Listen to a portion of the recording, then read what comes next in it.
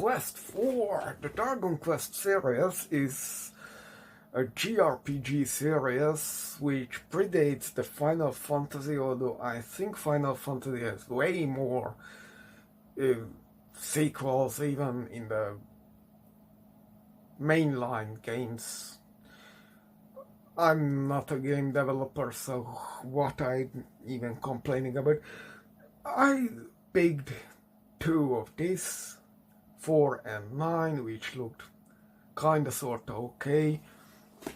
I don't really want to mess with weird mechanics, and if I can avoid, I don't do party games, where you control a full party, because that's just always a problem. But they still look fine. I said, there's a try. The very first ones have shitty graphic, clunky mechanic, and barely any story. So yeah, I said skip that nonsense. 4 got my attention because the pitch was that you don't start with the protagonist, which was a lie, by the way, but the party members have their own chapters, and the final chapter is where they meet and fight the evil boss. Great, I said. That looks interesting. That's a rare concept, so let's check it. So, as I said, there is a prologue where you are controlling the, so to say, protagonist, the champion of whatever, the chosen one, with the swastika on his head or whatever. And I just went into the house of the family because the game told me so, and boom, prologue ended. I said, and 1 or 2 chapters later, I was... Did I miss anything? Maybe if I go somewhere else, I had a chance to pick up some items? I'm not reloading. I was hours in the game at that point, so I'm not reloading. Not starting over. Anyway, Chapter 1. You are controlling some general and starting with a pretty good level 7. That's pretty okay. You have health and even some equipment to bash some heads. They send you to rescue some children or whatever in the next town or something like that. It takes maybe an hour or 2, and when you beat the boss of the chapter, you get a ton of experience point. Like you roll up to level 15 or something like that. I was sure, fine, this was fun. I mean, it didn't last long. That's what I wanted. After all, this is just one character of the, I don't know, 4 which I have to play through. So okay, let's go to chapter 2. Chapter 2, you're not really given a mission, but I learned to rotate the camera. That was fun. At least I usually don't bother with the camera. Why touch it? Anyway, instead of 1 character, I got a party of 3 on level 1 with starting equipment, so it was not that bad. It actually got a bit worse later with a couple of levels under you, because the monsters become stronger, but one of your party members is an old guy who gets like half of the health pool like the others, so that's a bit fragile, but you get used to it. But it was noticeably long. I mean, you had to grind through all 15 levels. I finished chapter level 15, and that took like half a day. But I said, you know, sure, that was some tutorial chapter, the first one. This is the real deal. Okay, fine, we can work with it, acceptable, sure. So comes chapter 3. Here you are playing a merchant, like an NPC, but you can go out of the town and killed by monsters. So yeah, reroll the intro, which takes like a couple of minutes. Great, that's 5 minutes wasted. So you get control and you are standing in the shop, and customers come, and you hit button A, and A, but press button A, press button A, press button A, press button A, press button A, and I looked at my clock. What the fuck is going on? This is like taking forever and nothing is happening. Will this end where I'm supposed to go out and do something? So I went down, talked to those other people in the city, and still nothing happened. So I went back to the shop and checked the Let's Play, and turned out you just have to wait, and the day ends. The shop owner comes up and tells you that here is a 100 gold. You get every day, independent from the customers, they buying habits, whether they have enough room in the backpack, whether they realize they don't have enough gold. So there are various scenarios. You don't want to read it, by the way. And yeah, so it takes the in-game day. Fantastic. You have 100 gold. Is it enough for anything? No, you have to spend at least 3 days in the in-game games or in the shop to get a shield and a basic dagger to punch monsters, at least, the lowest level monsters, to deal with those. That was riveting gameplay, really riveting. Awesome. The fight against him is honestly a bit disappointing. For one, his magic spells are all group cast, which means he will literally cast a meteor to slam you, and guess what? 300 damage to each party member. But then he will smack one of your dudes and suddenly, BLAM! 3,000 damage! Which, by the way, he vampire heals! And also, his defense is stupidly high. A level 10 on a weapon can barely deal any damage to him at all.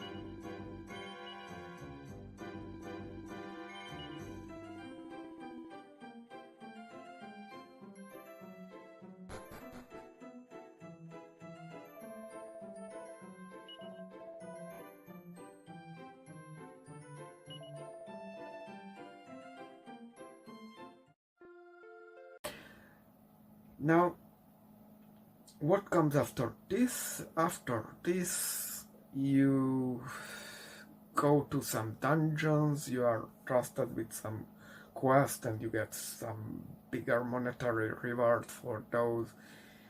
Although when you were in the village and the old one asked you to push him to the church and you got 3 gold! Riveting reward! Yeah! Fuck you, old man, I won't help you again. So, what's next? Okay, you went to the place and you got a safe. It was to be sold, but you never sell it. No one wants it. I don't know what's the deal with it. It takes plenty place in your backpack. And by the way, you can soft lock yourself in the first dungeon because it's an Indiana Jones puzzle. I know, but I was just like, okay, whatever, who knows. I went there, picked up a safe, the door closed, and that's when you have to push a weight in place of the safe. But I did not push in any of the weights outside, so I would, okay, put down the safe. You cannot. Great, game over. I have no save, start again. Riveting, riveting. So what comes next? There are a couple of other cities or whatever. The first one you encounters only appears during night, despite the world map telling you it is a city, and all you can do there is sleep. Riveting. Now, what you actually have to do there is speak with one of the NPC and come back later when you have stuff with you, quest item, whatever. I was, by the way, every day went back to the city and went back to the counter and did my job day. Because sometimes you get extra equipment, stuff that your shop does not sell. There can be some hunter's bow, chain lance, and in theory, clustering sword, or whatever its name is, cauterizing sword, something like that. And that's what you want. It costs a couple thousand gold, but allegedly. I was just someone sold that to me because it doesn't come from my pocket. I have to go out of the shop, come back and buy it from the owner. That was perfectly fine. And I get money from dungeon crawling. I never got the sword. Riveting. I spent hours standing in the shop, even when I had thousands, literally thousands, tens of thousands of gold. I could have bought my own shop, and I delayed that. I stood in the shop, in the first shop, for a week in game time, and no, nothing. It doesn't come. You know, there is like 1 in 10 chance they will sell you something. Usually it's something that your shop is already selling. And if their shop does not sell the equipment, the next NPC will customer coming in buying an item, it will be 99% the thing they sold you, which is extra of the shop inventory, and it just gone. So you have to pay attention a bit. Anyway, when it's a bullshit go back and forth between like 4 cities, and I checked the walkthrough because I got fed up. no one tells you what's your chance getting this special sword for the shop, but you will be cut off from this chance if you buy the new shop. And it turned out, after you buy the shop, you have to find 6 steel broadsword and 6 iron armor, which equipment were in chests. In chests in one of the dungeons. That means that you don't find them randomly.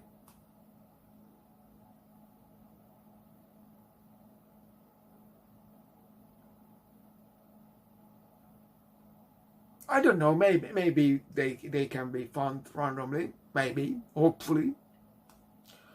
And by the way, after you get your own shop, you have to accumulate 60,000 gold. Riveting. I don't know where you get such amount of money, but it will take a... Look, this chapter took one of my whole day, you know. I did the usual chores and all that kind of shit you are doing anyway in the day, but it was like double the length of the chapter where you are with the princess and her 2 escort. And I said, there is like 2 more chapters. If those get even longer than this, I'm not interested. I'm just not. I would play this game. This game is good enough if you have nothing else. You know, have a very limited game library at home. And this is, you know, I found this for like nothing on the web. If this, I had this in my childhood, I would play it and I would probably say it's good. No problem with that. But nowadays, thank you, but now my time is more precious. I have better options, so no. And it turns out I got lucky because the original version is thought to be limited inventory, and the bag of holding, a black hole where you can put infinite item into it and just pull it out whenever you want, was at fixed locations like in towns or whatever. Riveting concept.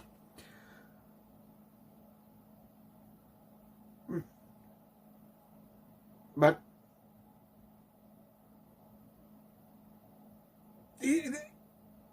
it's not even the grinding. I was way over leveled. By the way, in this chapter, especially in this chapter, in the first chapter it's short, the second you get a healer. In this chapter, if you want to play it, buy like 5 antidote herb in the shop and like 10 healing herb to regain your HP, and the baguette you get from your wife that's fully heals you, so and it replaces every day that you sleep there, so that's okay. But you better have these, because you also better have some teleporting equipment, because otherwise you will get stuck and you die. Not that it's anything bad, because the game just resurrects you for free without losing anything from your inventory, not even any portion of your money.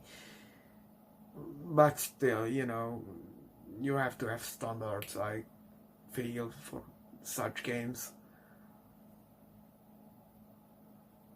Yeah. That's my review on Dragon Quest IV.